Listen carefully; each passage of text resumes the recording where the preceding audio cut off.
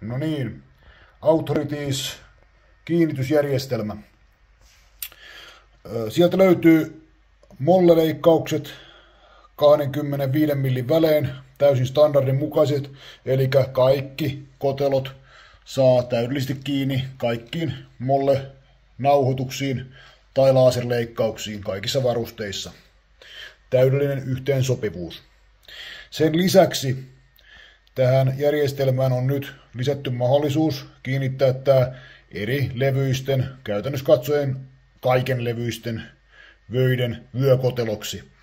Ja se tapahtuu käyttämällä näitä päälle ommeltuja hihnanauhoja ja molleleikkauksia yhdessä.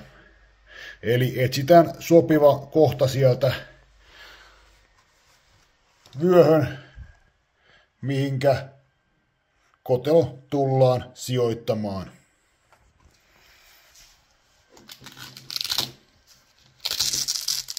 Esimerkiksi näin. Erittäin lujan kiinnityksen saa. 50 millinen nahkavyö siinä. Ei lähde mihinkään. Huomionarvoista on se, että välttämättä kaikkia koteloita ei voi laittaa joka korkeudelle.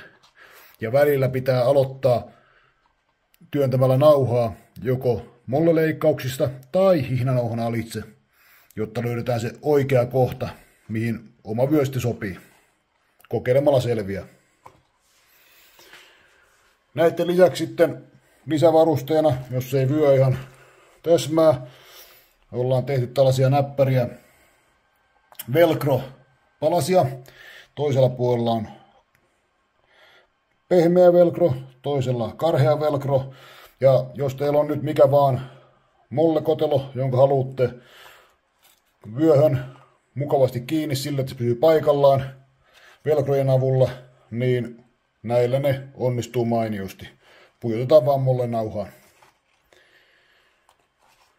Siitä on sekin hyöty, että vaikka kotelo istuisi hyvin, niin tällä saadaan aikaan se, että alusvyö tarttuu myös koteloiden kohdalta kiinni.